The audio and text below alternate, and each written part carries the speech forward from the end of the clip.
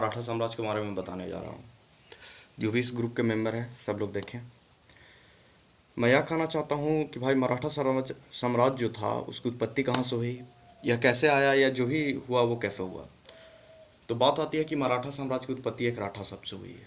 राठा का मतलब होता है पराक्रमी, ये आप लोग भी जानते होंगे। मराठा में कई पेशवाओं भी आए, छत्रपति आए। चूँकि छत्रपति की ही बात की जा रही है अभी, क्योंकि मराठा साम्राज्य अभी शुरू हुआ है। वो शिवाजी के बाद जो आते हैं संभाजी, वही बनाते हैं पेशवा की उपाधि। तो अभी हम एट द फर्स्ट शिवाजी पे बात कर रहे हैं। तो बात आती है 1595 ईस्वी में।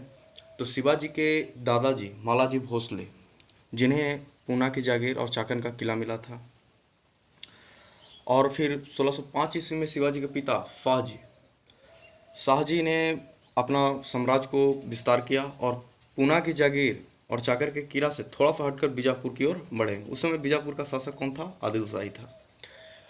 और बात आती है 1627 ईस्वी में। तो 1627 ईस्वी में शिवाजी का जन्म हुआ, जो कि शिवाजी का माता का नाम जीजाबाई था। यानी शाहजी प्लस जीजाबाई आए शिवाजी।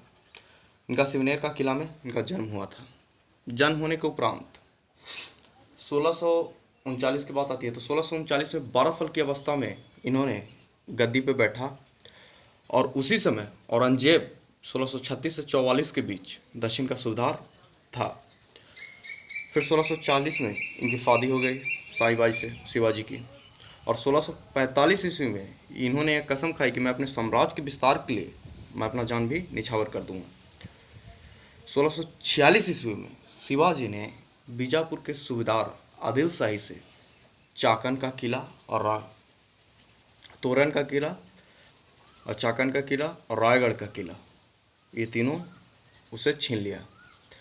छीनने के बाद उन्होंने 1657 ईस्वी में कोंकण, कल्याण, महोली और फैंडविक जैसे राज्य को अपने अधीन कर लिया।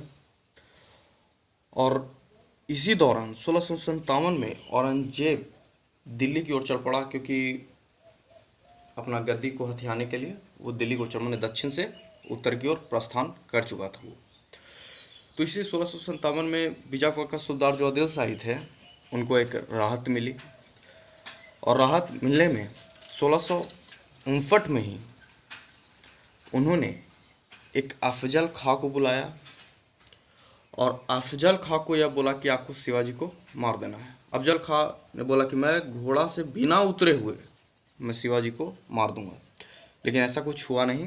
1659 में जब मतलब कि जाने लगे अफजल खां, तो शिवाजी उस समय अपने गांव को छोड़कर भाग गए।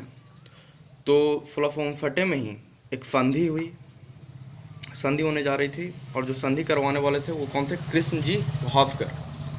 तो कृष्ण जी भास्कर संधि करवा रहे थे, और इस संधि में शिवाजी प्लस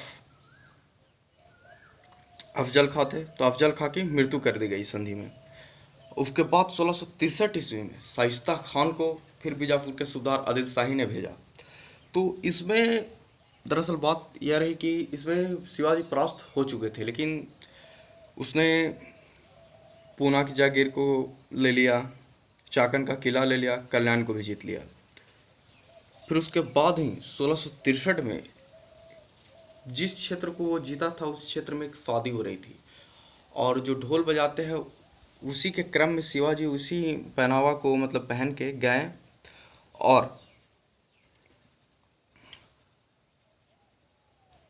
और मतलब कि जो शाइस्ता खान थे, उनका हाथ कट गया, और उनके पुत्र अब्दुल फतेह खां को जान मार दिया गया। उसके बाद अफजल मतलब शाइस्ता खान जो थे वो अपने रास्ते से हट गए। फिर प्रथम सूरत आक्रमण जो आती है वो हुआ था 1664 में।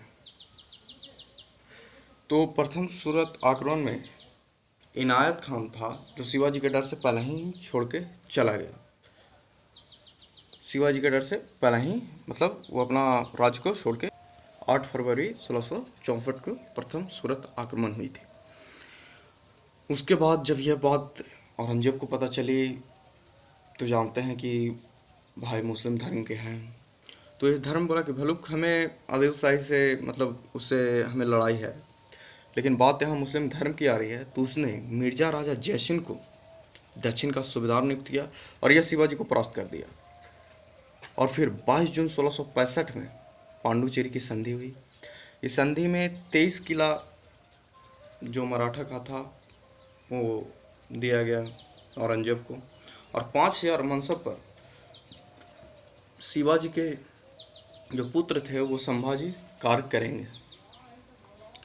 और बीजापुर के विरुद्ध जब आक्रमण करेगा औरंगजेब, उसमें मराठा साम्राज्य इनकी मदद करेगा। और फिर 1666 ईस्वी में शिवाजी की मुलाकात हो गई औरंगजेब से। औरंगजेब तो चाहता था कि शिवाजी को मार दें, लेकिन ऐसा कुछ हुआ नहीं, क्योंकि जो भी मिर्जा राजा जयसिंह थे वो भी एक राजपूत थे, सिसोदिया राजपूत, और ये भी शिवाजी भी सिसोदिया राजपूत थे। तो इस चीज़ को देखते हुए औरंगजेब ने इन्हें बंदी बनाकर आगरा के राजमहल में रखा। और 1668 से 74 के बीच इन्होंने वहाँ से निकले का सबसे बड़ा कारण यह था कि शिवाजी का एक हमशक्ल भाई भी था जिसको वहीं मतलब रहे, और मिठाई की जो टोकरी थी, मैंने शिवाजी यह बोले थे कि अब मेरा जीवन अवस्था ज़्यादा दिन नहीं है, इसलिए मैं मिठाई को टोकरी को छू के वो पूरे प्रांत में बांट दिया जाए। और उसी मिठाई की टोकरी में वह छू के बाहर निकल गए। और 1668 से 74 तक उन्होंने सैन्य अभियान प्रारंभ किया, और सैन्य अभियान प्रारंभ करने में किए।